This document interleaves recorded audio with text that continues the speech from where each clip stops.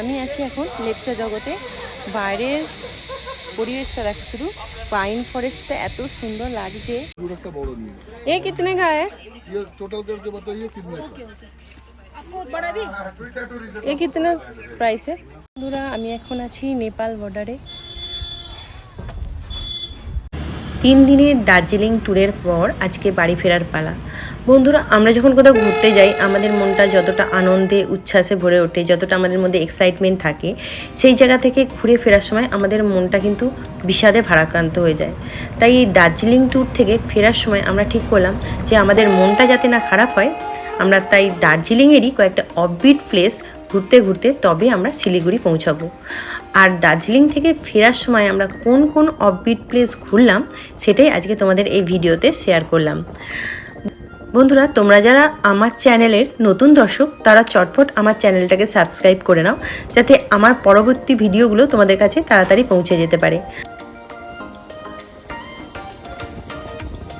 বন্ধুরা হোটেল থেকে check out করে নিলাম, দার্জিলিংকে টাটা বাই বাই জানিয়ে এখন যাব বাড়ির উদ্দেশ্যে।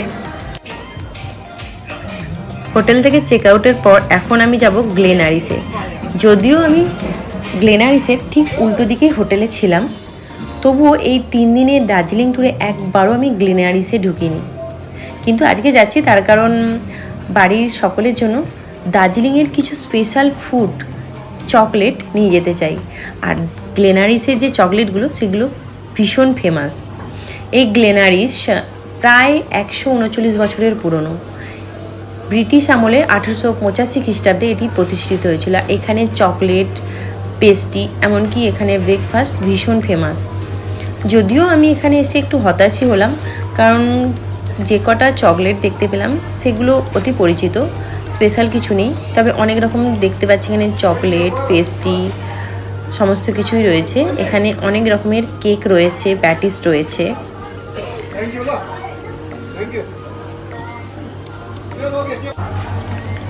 এখানে অনেক রকমের আচার দেখতে পাচ্ছি।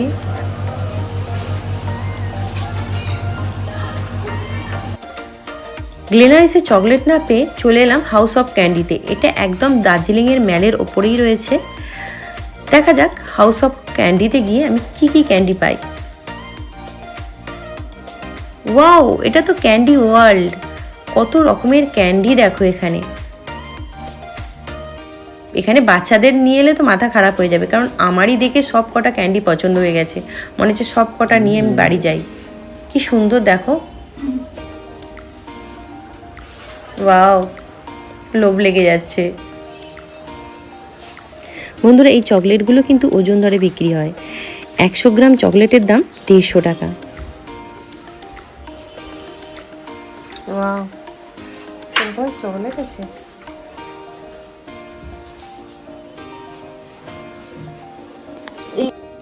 আমি 200 গ্রাম চকলেট কিনে নিলাম আর 150 টাকা করে পিস দুটো ক্যান্ডি কিনে নিলাম।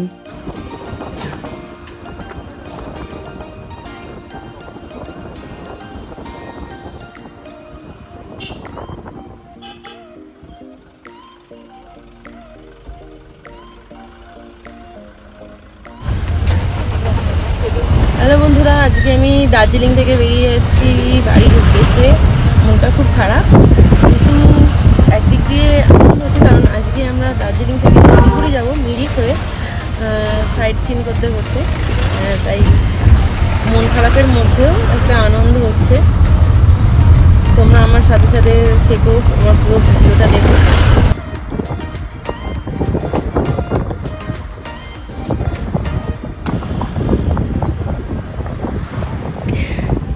দার্জিলিংয়ে এসে টয় ট্রেন দেখতে ভীষণ ভালো লাগে। তাই আমাদের গাড়ির ড্রাইভার যতক্ষণ গাড়িতে পেট্রোল ভরছে ততক্ষণ আমি চলে এলাম টয় ট্রেন দেখতে। এই যে টয় ট্রেনটা আসছে এটা ইলেকট্রিক টয় ট্রেন। সে যাই হোক, টয় ট্রেন তো দেখতে পেলাম।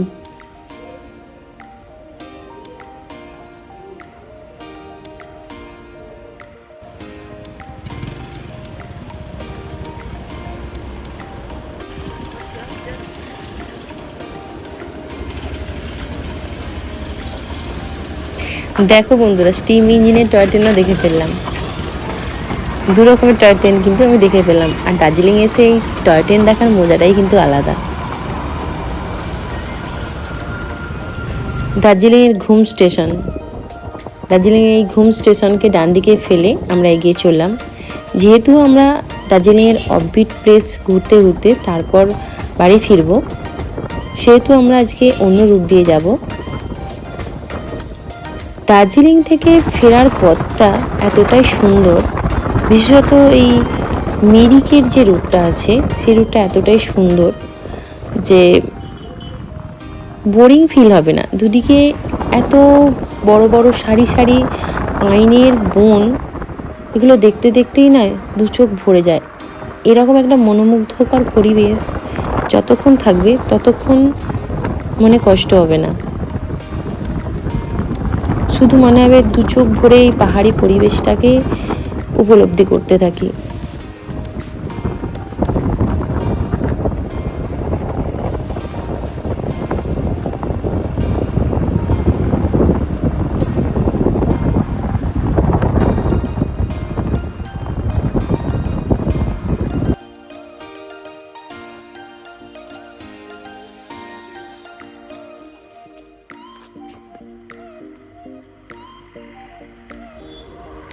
চলে এসেছি লেপচা জগতে।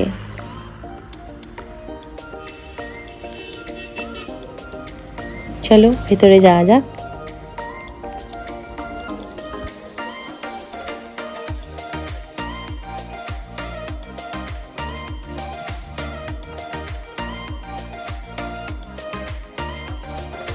লেপচা জগতে প্রবেশ করার জন্য এই টিকিট কাউন্টার থেকে 20 টাকা করে টিকিট কাটতে হবে। লেপচা জগৎ বাইরে থেকে দেখা গেলেও ভেতরের সৌন্দর্যটাই আলাদা, তাই আমিও 20 টাকা করে প্রবেশের টিকিট কেটে নিলাম।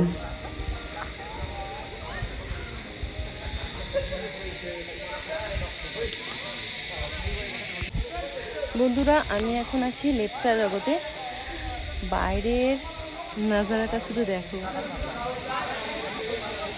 দার্জিলিংয়ের বুকে লেপচা জগৎ এক আলাদাই দুনিয়া।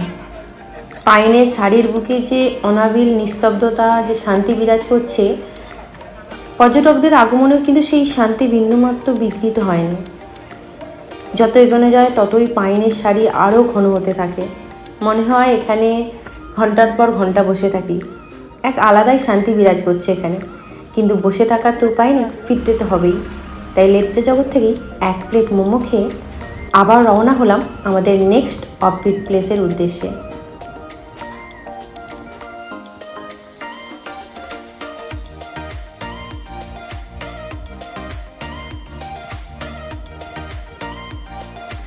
আমাদের পরবর্তী গন্তব্যস্থান নেপাল বর্ডার।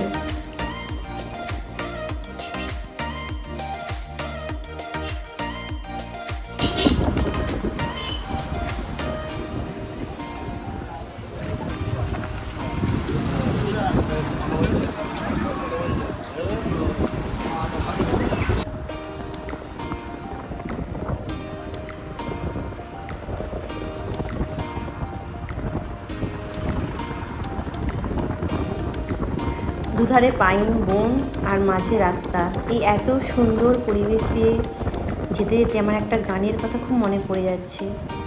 আহা কি আনন্দ আকাশে বাতাসে। সত্যি কি আনন্দ হচ্ছে, আকাশ বাতাস যেন আনন্দে ভরে উঠেছে।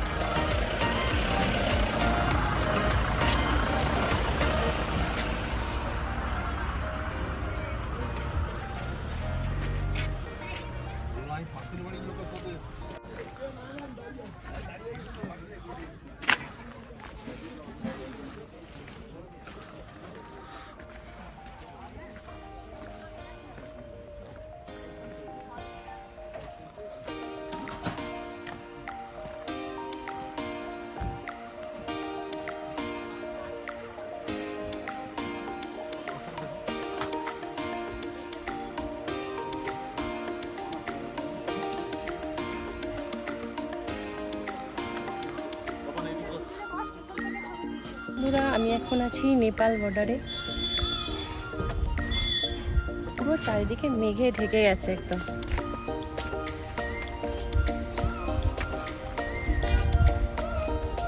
ওই যে পিছনে পাহাড়টা দেখতে পাচ্ছ, ওটা নেপাল।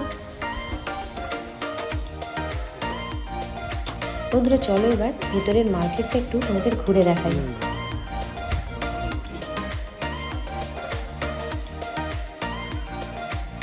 এখানে কিন্তু বেশিরভাগই শীতের পোশাক পাওয়া যাচ্ছে।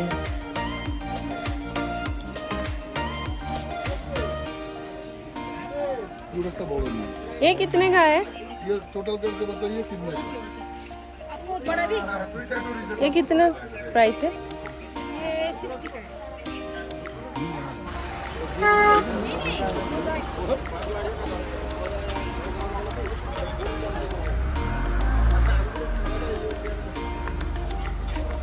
ये वाला कितना है? 50 का। साइड का ये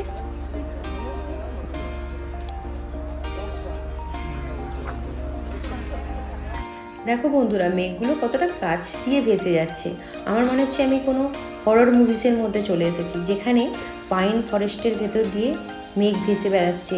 এক ভৌতিক রোমাঞ্চকর পরিবেশ, একটা আলাদাই অনুভূতি। যাই হোক বন্ধুরা, এখানে আর বেশিক্ষণ দাঁড়ালে হবে না, আবার আমাদের রওনা দিতে হবে নেক্সট গন্তব্যের উদ্দেশ্যে।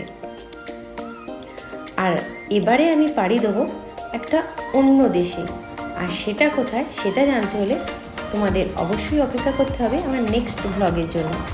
ওকে বন্ধুরা, এখনের মতো টাটা, আবার তোমাদের সঙ্গে দেখা হবে নেক্সট ব্লগে।